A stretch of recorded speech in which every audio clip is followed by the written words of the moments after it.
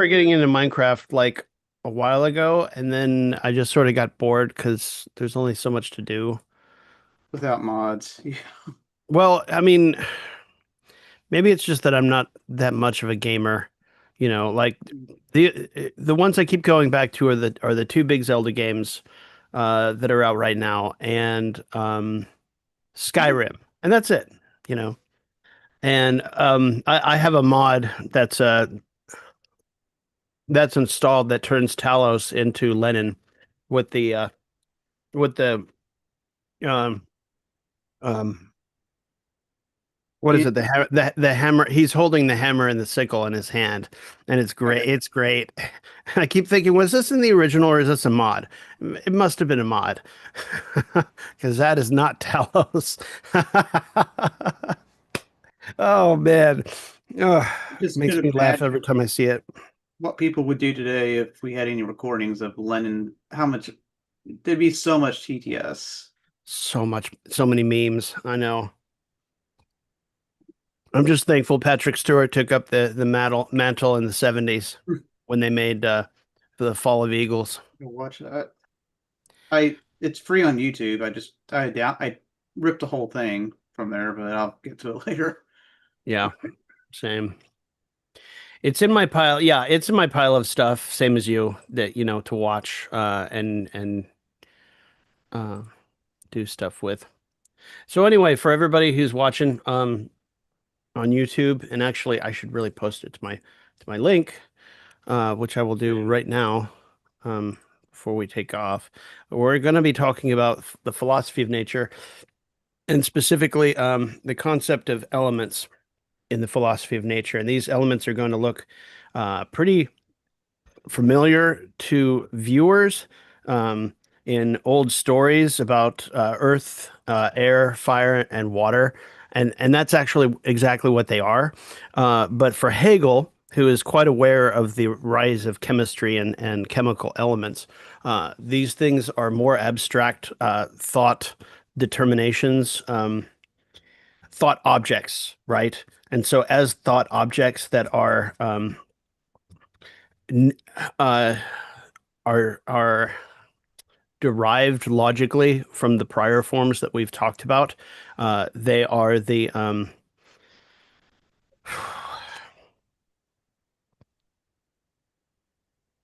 not even sure how to say it. Join us for Hegel I mean, philosophy. I know this is kind of an external thing. I kind of felt like there's some abstract aspect of the phases of matter in this section Yeah. because you got air, so you got gas, uh, plasma, water, or liquid and gas and solid,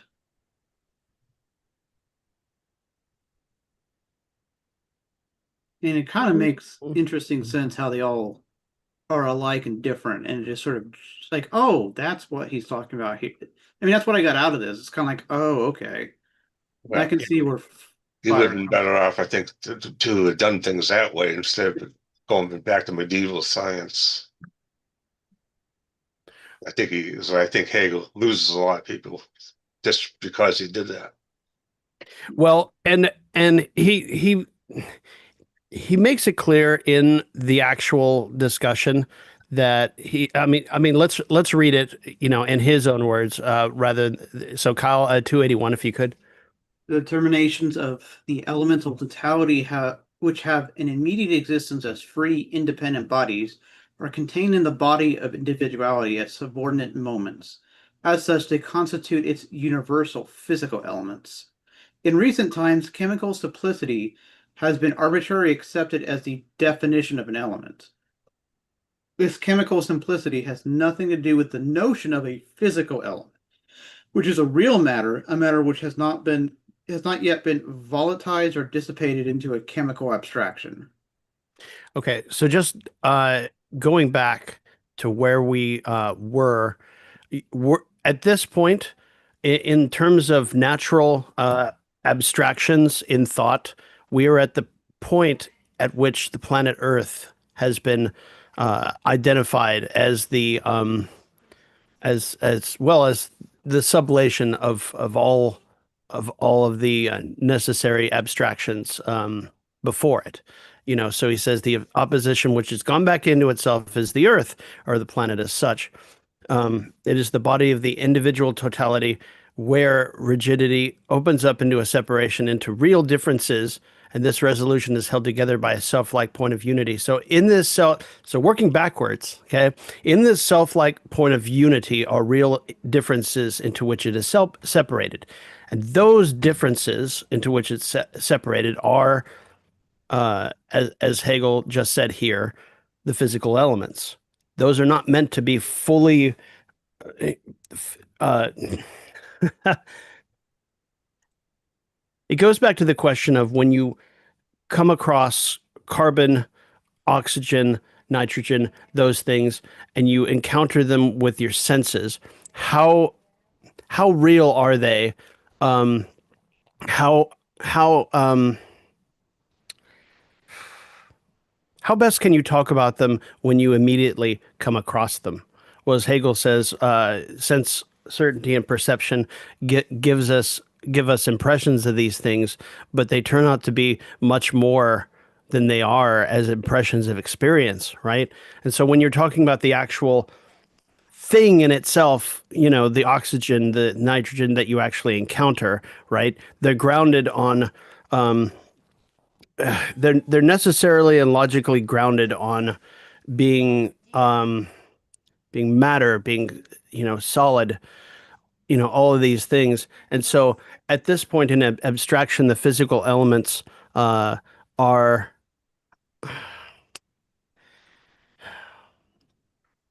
they're what ground what we think of as the chemical process and the chemical elements. This is a more abstract level than the chemical elements we're familiar with in the table of elements. We can do experiments, right, with the individualized elements. We cannot do experiments except very much more rudimentally, right? You can do he mentions experimentation with the physical elements in this section, but the way that we treat the elements, they're much more general than the chemical elements, if I'm permitted to speak of them that way, if that makes sense. So when he talks about, for instance, air being compressed and it producing a spark and producing fire, right? Those are real, the air and the fire and what is consumed are actual real things, but they're far more general than the more specific chemical table of elements. Just one second, please.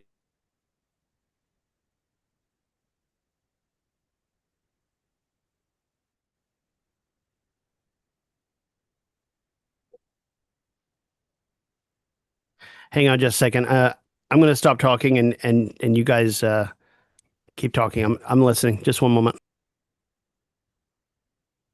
And I think Kyle's onto something with Hegel. Might have been better off talking about the phases of matter. I don't know, gas, solid, liquid, and plasma. Well, I don't think they really had a notion of plasma in Hegel's day, but Right. I think even in schools, plasma as a state of matter was only just starting to get made a thing when I was in middle school. yeah, I think the 60s and 70s really. Yeah, it was like it didn't really seem to trickle. No, maybe it was just because I hit that age. Yeah, Crazy. it was new in the 60s and 70s, but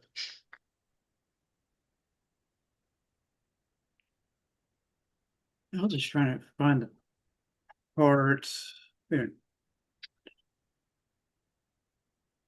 Oh, we should talk about the orbit of the planets. I'm trying to find. I'm just curious in the commentary. There it is. It is Holgate. Okay, on 85.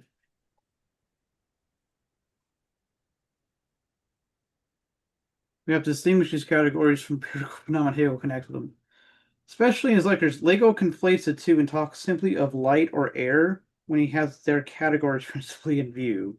This conflation can turn lead him to make statements look absurd, such as that air is passive light. Have we even hit that point yet? I'm curious because we're already hitting air. Yeah. Sorry, I'm back. Yep. Okay, so Hegel generally in this section he gives us the four elements. Air, which is the I'm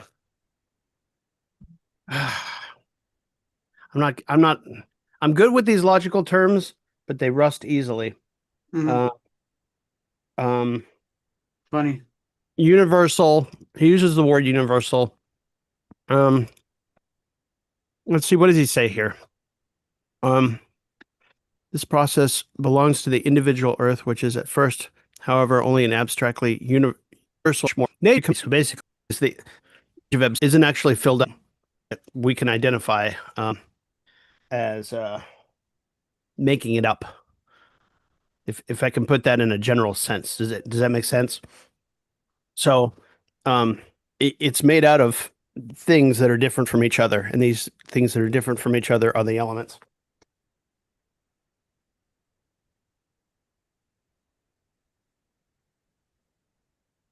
Okay.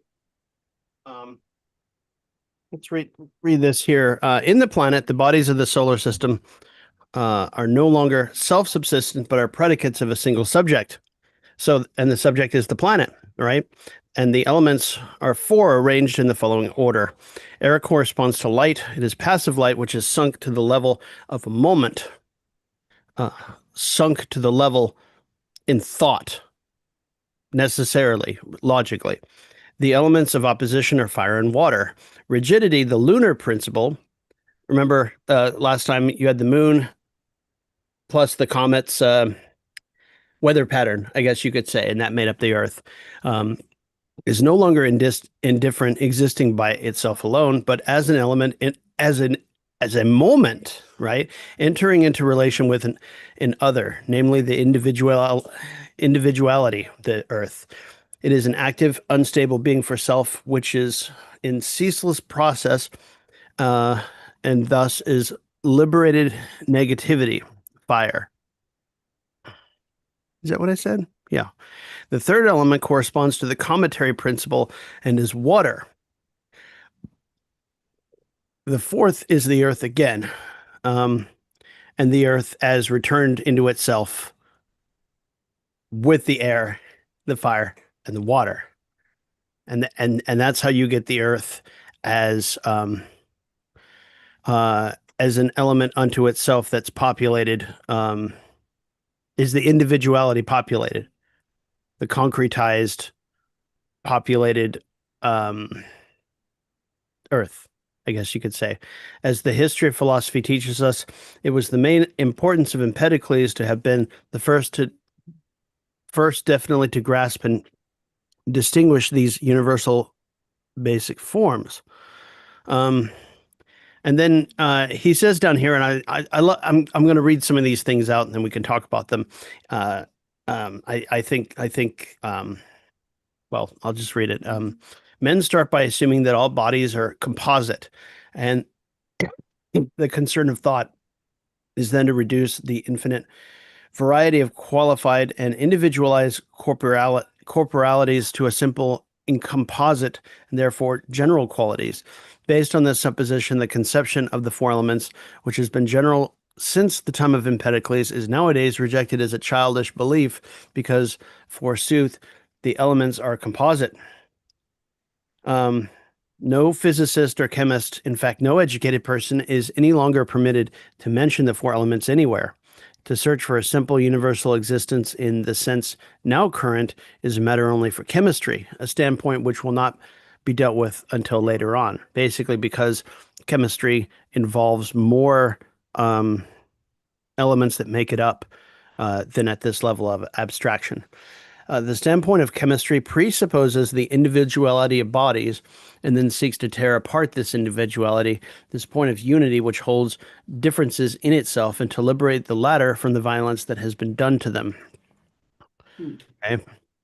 And then he says, chemistry in its effort to reach what is simple thus destroys individuality. If the individual thing is neutral like a salt, then chemistry succeeds in exhibiting its sides separately, since the unity of the difference is only a formal unity which alone is destroyed. If, however, the thing to be composed is an organic being, then not only do we destroy the unity, but also the organic nature we wanted to know, which is why empirical um, science only gets so far in being able to define what things are organically, because they usually bypass the unity and go straight to the you know the the chemical periodic table, right? It does remind me that video I linked. We're talking about the kind of the different orders of things and its kind of existence, and like it's like in going up, it's an emergent property, right? Kind of, it's like what you're saying. It's we're kind of like it's the reductionist. You're just puncturing all the way down, still looking for the simple singular thing. It's going Right. straight down. Of course, that's going to destroy not just the layer you're at, like the salt, but everything up above that too. Mm-hmm. Yeah. And again, he furthers the discussion about these physical elements by saying, um, in dealing with the physical elements, we're not in the least concerned with elements in the chemical sense. This is not about the periodical table.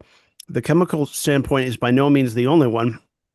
It is only a peculiar sphere which has no right at all to extend itself to other spheres as if it were their essential principle. Because, as I said again, the chemical elements in the periodical table are grounded in how we deal with them by underlying assumptions which we usually take for granted. Those things that we take for granted are, among other things, the physical elements we're talking about here. We are dealing only with the becoming of individuality, and at first, only with that of the universal individual, the earth, at this level of abstraction. The elements are the differentiated matters which constitutes the moments of this becoming of the universal individual. The earth as a universal environment, I guess you could say, right? And usually we think, okay, the earth is made up of, of the ground, soil, and it has air above it, right? And it has water, and through the chemical processes, fire is also what happens on the earth. But um, that's taking it from the sense certainty and perception and understanding point of view in the phenomenology, which basically tries to take them at their at our immediate encounter with them, which begs the question: what are they in themselves, apart from how we perceive them, and so on and so forth. He says, these physical elements must now be considered more closely. They are not individualized in themselves, but are without form and consequently sunder themselves into chemical abstractions: air into oxygen and nitrogen, water into oxygen and hydrogen. Fire does not do so because it is process itself, from which only luminous matter remains as material, so on and so forth. So then we go into the discussion of air. Jim, can you please read air for me, 282? The element of undifferentiated simplicity is no longer the positive identity with self and self manifestation, which light as such is. On the contrary, it is only a negative universality reduced to the selfless moment of another, and therefore also heavy. As negative universality, this identity is the harmless seeming but insidious and consuming power over what is individual and organic. In its relationship to light, this element behaves as a passive, transparent fluid, although everything individual is supplemented in it. In its outward relationships, it is a mechanically elastic fluid which pervades everything. Yeah. Yep. And from here, he goes on with in the Zusatz to give you the immediate, the essential, and then the notional idea of air, the whatever we call it, alpha, beta, gamma. Yeah. So so he gives you the logical definition, and its relationship to light. It's absolutely penetrable by light and is thus passive light. In general, it is the universal posited as passive. Um, and these are logical descriptions about what he's talking about at this level of abstraction. And so trying to translate this back into um, I won't say bourgeois scientific, but rather Verstand scientific, using the Hegelian word is, I think, much better because, we start from what air is made up of and, how these chemicals, at that, the nitrogen and oxygen transmit um, light as a lens in our atmosphere and so on and so forth. That's what we um, uh, see them as from the point of view of logical necessity. Um, it very much appears backwards or on it or on its head, I guess, as Marx would probably put it. At some point, you hear talk about like the form of air is pretty much the negative because it basically fills in the space of everything else. Well, it's like space. Yeah. If you think about it, it it's it's the counterpart to space as the environment on Earth within the atmosphere. If you think about it, it's the universal posited as in relation to subjectivity, to infinite self-relating negativity, to being for self. Consequently, the universal as a subordinate moment determined as relative to the Earth. It's subordinate to the Earth as an individual universality, I guess you could say. And even my saying that out loud, I don't really fully grasp exactly what those mean. I'm just sort of repeating what he says because I don't know logic that well. Let's see. Air is indeterminate, but absolutely determinable. It is not yet imminently determined, but is only capable of being determined by its other. This other is light, because light is the free universal. Air thus stands in relationship to light, is absolutely penetrable by it, and is passive light. So, he spins out what light is in its immediacy at this level of abstraction. The second determination is that air is the absolutely active in opposition to the individual. And so he talks about, its activity. Um,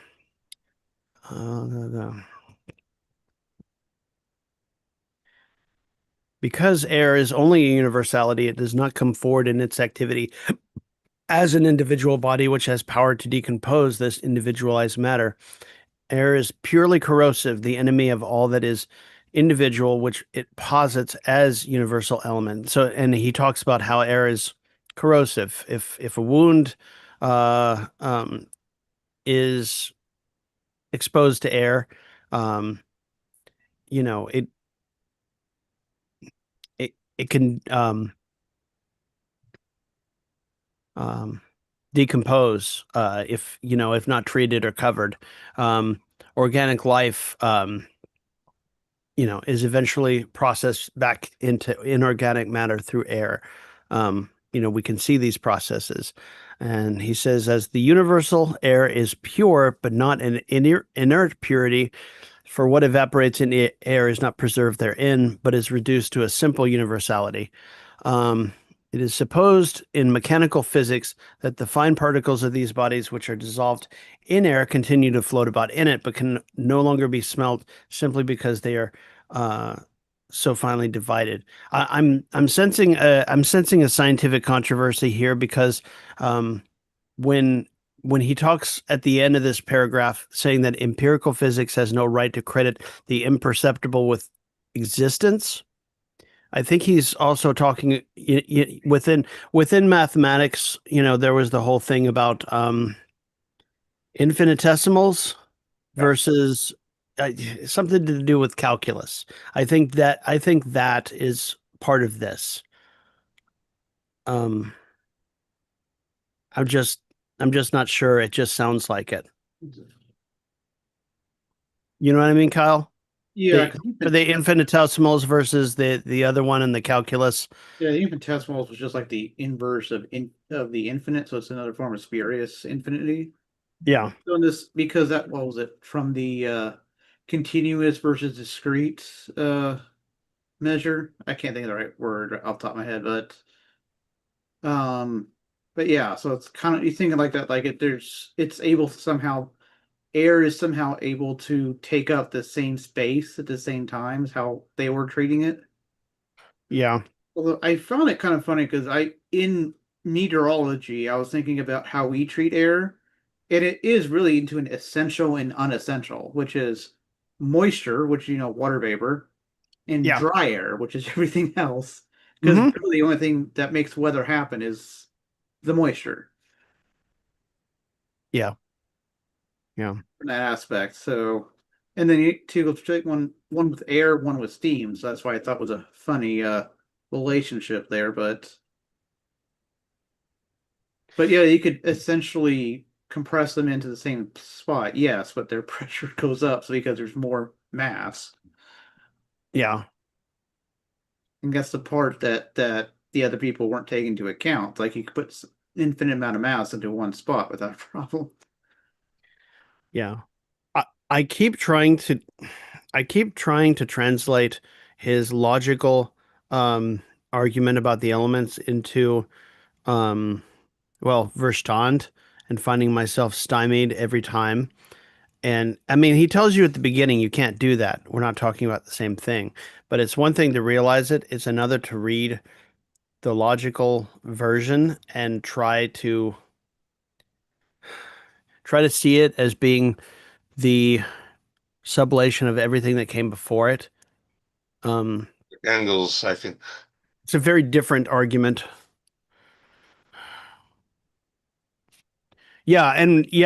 And when Engels talks about, yeah, Jim, you're right. When Engels talks about the dialectics of nature and how all of that works together, I think he's trying to touch on that as well.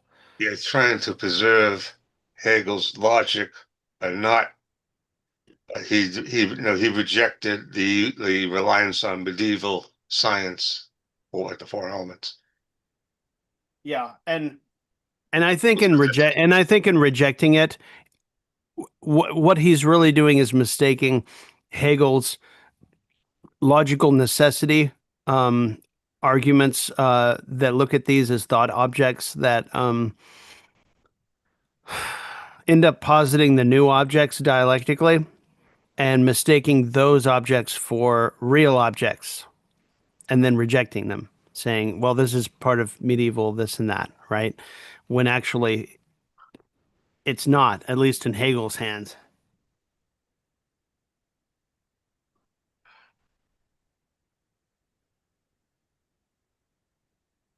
You guys have towels? You all have towels? Hmm.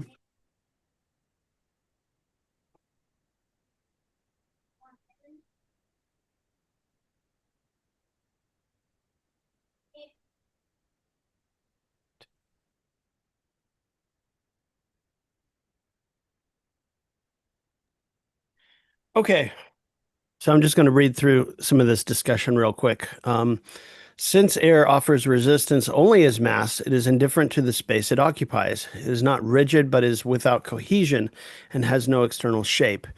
It is to a certain extent compressible, for it is not absolutely spaceless. Hence, it follows that different gases can occupy the same space. This manifestation of the penetrability of air belongs to its universality, just like space, right? Space can be occupied and it still is space, point here, so on and so forth, that we've already covered. In virtue of it is not individualized within itself. Further on down, he talks about what air can become given what it is. Uh, Air forcefully and mechanically pressed so as to give it an intensive existence can reach the stage where its spatial asunderness is completely subdued. Apparatus for producing fire in this way is familiar. A cylinder is filled with a piston and a piece of tinder at the bottom. When the piston is forced into the cylinder, the compressed air gives off a spark which lights the tinder. If the cylinder is transparent, the spark can be seen. Here, the whole nature of air as the self-identical destructive element is manifest. This invisible element, which renders bodies odorous, is here reduced to a point, so that the active being for self, which was only implicit or in itself, is here expressly posited as realized being for self. This is the absolute origin of fire. The active, destructive universality achieves form where indifferent subsistence, which it was before, ceases. It is no longer universal but unstable self-relation. And if you think about the sun and about how hydrogen and helium, in a star is brought to the point of pressure to where it ignites, you're talking roughly about the same process, right? Except on a stellar level, which I find I mean, the description is exactly the same, which is just so cool.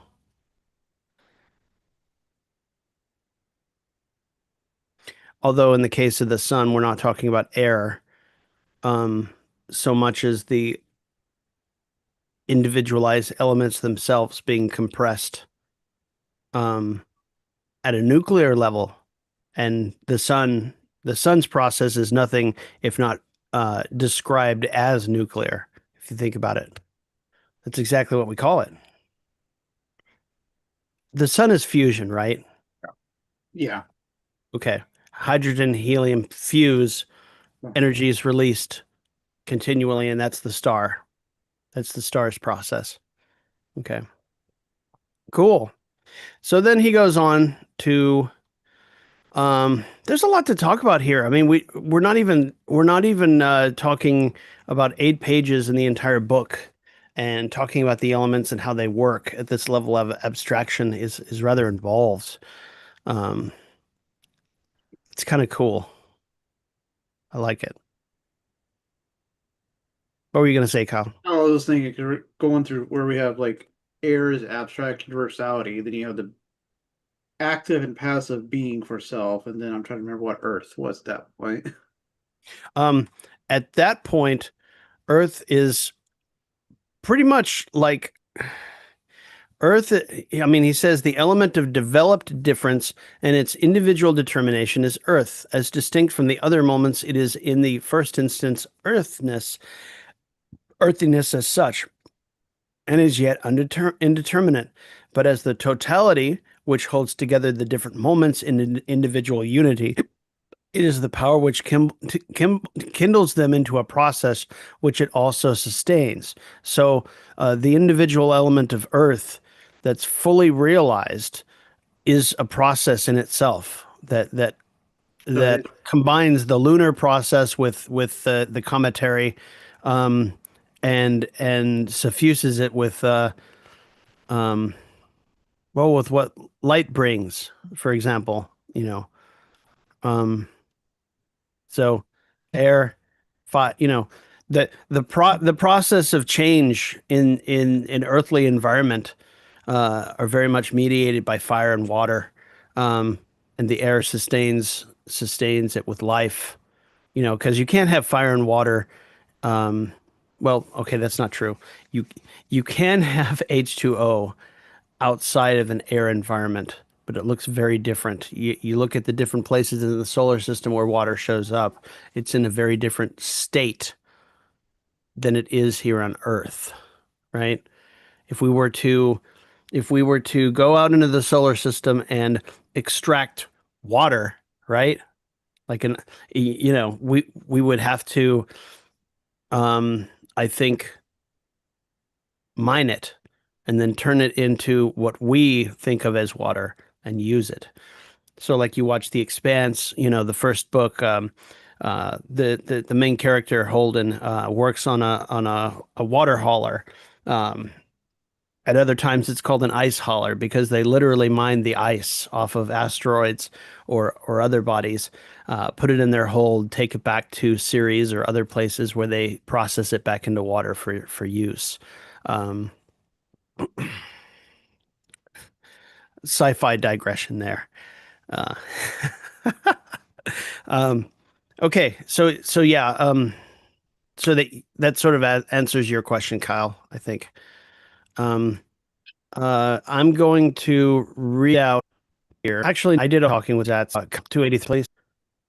Yeah. You're fine. The elements of opposite first being for self, but not the indifferent being for self of rigidity, but being for self posited in individuality as a moment, as the unrest of individuality existing on its own account. Fire. As air is in itself fire, as is shown by compressing it. In fire is air posited as a negative universality or a self-relating negativity. It is materialized time or selfhood, light identical with heat, the absolutely restless and consuming element. Just as this element destroys a body when attacking it from without, so too, conversely, does the self-consumption of body, in his example, in friction, burst into flame. In consuming an other, it also consumes itself and thus passes over into neutrality. Yep. And if you could, I'm just getting Jim, if you could read 284 B. Okay, the other element of the opposition is the neutral element, the opposition returned into itself as devoid of independent individuality and therefore without rigidity and determination within itself.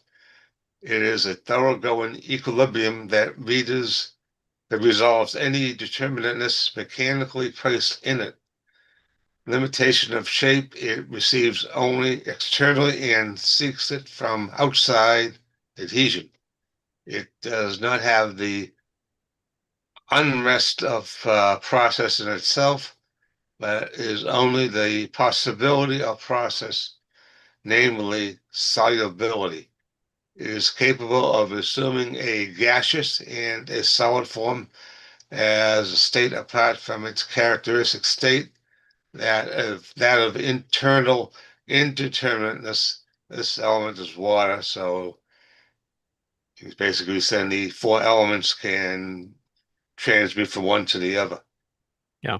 And if looked at in a logical order, air can be thought of as the immediate, fire and water are the duo of an essential process. So if you remember from Science of Logic, you read through the Doctrine of Essence, these categories come in pairs, not singly, okay? Like in being. They come in pairs. Fire and water are never without each other. They are a dialectic pair, as far as in terms of their logical necessity. And that's why I had both you, Kyle, and Jim read them one by one before discussing them, because uh, um, when we get to the full notion, which is the earth, it's the totality of these processes that sort of logically link to each other through necessity. And so you can see how Hegel treats them is not like medieval religion treats them almost like magic. There's a logical structure involved.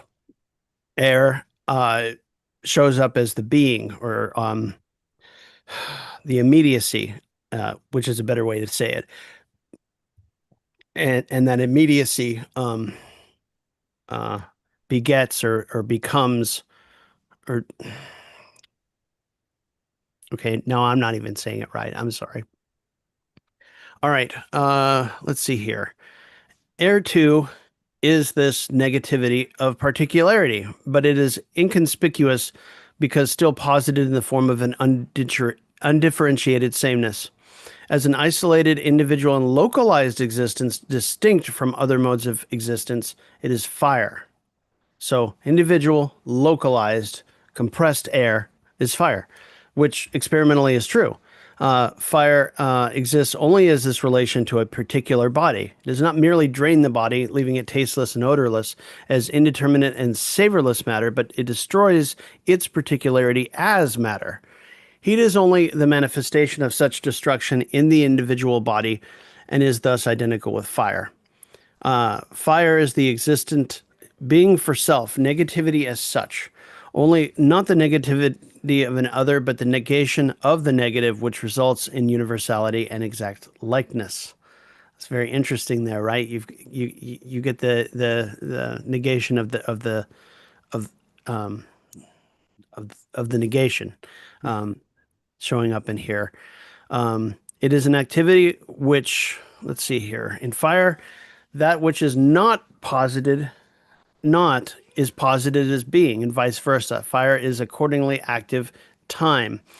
And you remember time wears away mountains and so forth that he talked about very early on. Whether rather, fire is so much more active and accelerated. As a single moment, fire is absolutely conditioned, and like air, it only has being in its connection with particularized matter. It can never be thought of as anything but a process, a becoming, and a coming to be and a passing away. Fire comes to be and then it passes away in connection with an other that it's burning, like the log in your fire. It is an activity which exists only in an opposition, unlike the activity of spirit. To consume fire must have something to consume and without material advantages, like the log. The life process is also a fire process, for it consists in the conception of particularized existences, but it perpetually reduces or reproduces its material. So again, he's moving forward again, like he did in our last reading. Because remember he compared something to ego in the last one, and here he's comparing the process of fire to the activity of spirit, and how they're similar, but also how they're very different. In that fire is not self-reproducing. It has to. I would argue, okay, that fire can be self-reproducing if it's in a certain context, like the star, and even the star, we can all agree eventually goes out. So at some point, that self-reproduction ends. Just like organic life, the self-reproduction ends, so does the star, so does every other material chemical process. It is So it's funny. all the same. Okay, can you hear me? Because I don't know if I screwed anything up. Okay. Yeah, you're fine. I can hear It you. reminds me kind of like in biology, it's kind of funny that literally the way we process food and stuff is combustion, which is implicit, we're in implicit combustion right now with fire, but Yeah. it makes sense kind of logically why that ends up connecting in some fashion. It's just, it naturally has to produce its energy somehow. Yeah. Um, but Yeah.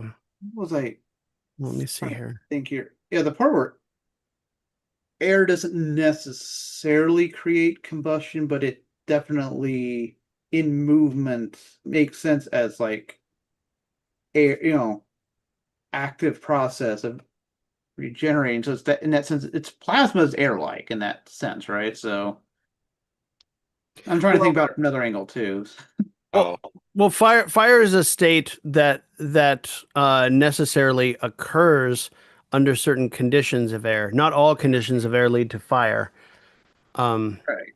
and No, it's I'm thinking from kind of like the physical nature of it, where that kind of because Well, air. Charles' I'm here. law, Go ahead, Jim.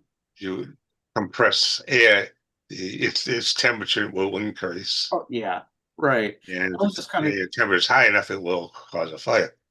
yeah, I was kind of thinking if you think about like where air is just kind of like this fluid that's kind of there, like you say, when you compress it to a point, it does heat up, right? But then at the same point, like the fluid aspect of it, but in a neutral sense, you're making it more neutral instead of air that kind of is more compressible. Yeah, It makes sense to be water in that sense too. That kind of I'm natural, sure Hegel was familiar with Charles' law and Boyle's law because he yeah, taught physics classes. right. Well, I think that helped me going through that before really helped me connect the logical connection between these, even if there's not necessarily a, direct physical. But also now I'm kind of thinking because like what water is also a result of an acid and basic reaction, pretty much. Yeah. And so that also is a sense of neutrality. Yeah. But remember, acids and bases and all of those things Yeah. are the things that are grounded by, among other things, these things that we're talking about. Right. So we're not there yet It's the because same thing. I'm looking ahead and seeing a thing yeah, that as an echo here. absolutely. Uh I have the distinct impression that to fully get this, I'm gonna have to take a basic logic class so that I can have a better handle it on it because Hegel in his work is redefining what logic means and actually showing its um, what you should actually apply it to, right? That will turn the sort of inert logical form into something populated by content that we care about. I'm trying to remember what I had for my logic class because it was applied logic too, so I don't think it's the same thing. Yeah. Most larger classes, I'm not sure they'll help. I'm not sure how much they can really help you on this. Yeah, because That, that, modern would be that- different. that's what I'm afraid of, unfortunately, because my my problem isn't my problem my problem is being able to look at this process of logical necessity uh, and make it make sense. I'm not there yet, but I can recite enough of it to where I understand how it works. You work from the immediate to the essential to the notional, okay? But that's what Hulgate gives to you. He's able to render it in plain language, but understanding.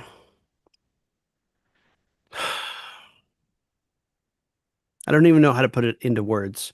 Yeah, Uh, I just feel like I'm not totally there on the logical. yeah, that's why I've been trying to do like the pin of like the pin of the moments and then how those moments move through to each other.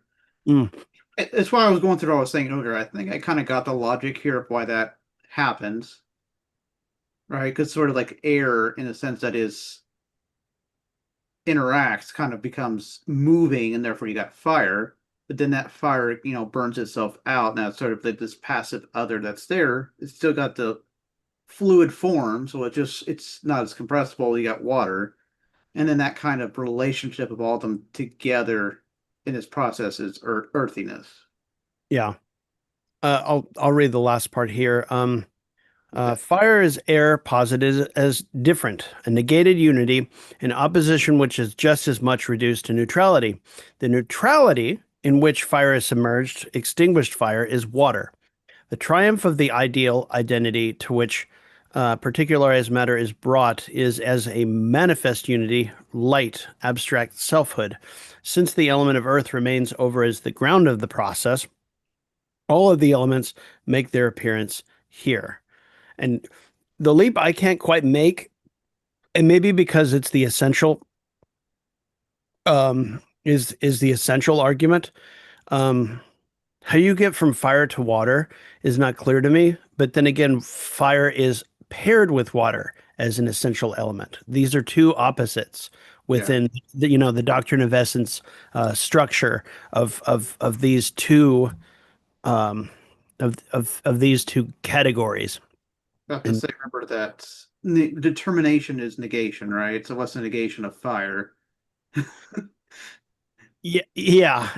Oh, So in that okay, sense, there it is. fire, yeah, becoming, yeah, what is happens when fire, it's not just when fire negated, it's fire becoming the dissipating kind of in that sense. So it's in that sense, it's a continuation on rather than just fire being put out. It's fire actually like what's left over. Yeah, and he says, let's see, water's the element of selfless opposition. It is a passive being for another, while fire is an active being for another. So it's the yin and the yang at this level of abstraction. Water therefore exists as a being for another. It's fluid like air, but not elastically fluid so as to expand in all directions. It is more earthy than air. It seeks the center of gravity, is most akin to what is individual, and is impelled toward it because in itself it is a concrete neutrality, although not yet posited as concrete. And he goes into this. He compares it to air. Um, uh, Water takes up a horizontal position, when it fills a bowl or, an ocean. You know, um, it's transparent, but since it is already more earthy than air, it is not so transparent, so on and so forth. He says the first consequence of the passivity of water. Um, let's see here. Let's see. Second consequence is that water is not compressible or only very slightly so, for there is no absolute determination in nature. Water offers. I'm not entirely I'm not entirely clear on why he looks at water as less compressible, because if you go down far enough and you're diving, you know, we just had in the news years ago when the submersible um, imploded. Uh, Water, you go deep enough, it has a degree of compression. Yeah, I think it just means it's harder to compress because there's less air is can so disperse you're able to push it more of it together. Water tends to kind of flow past each other. It's already got a sense of connection to itself, more and if they more related to itself. So it takes more energy to kind of because there's less space to compress in the first place. That's pretty much it. Physically, that is why that's Yeah. that.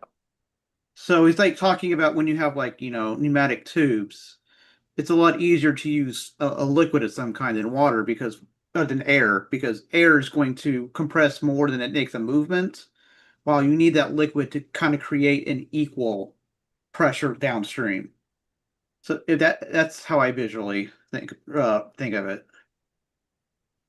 Then That's again, like I said, I went to this was a large part of my degree, so Oh yeah, that's very helpful. Um, and he says the third consequence of this passivity is the ease of separation and the tendency of water to adhere, that is, to make wet. It clings to everything, and it is in closer connection with anything it touches than with itself. Um, I would argue that it is more visibly connected with everything. With air, air is universally connected with everything.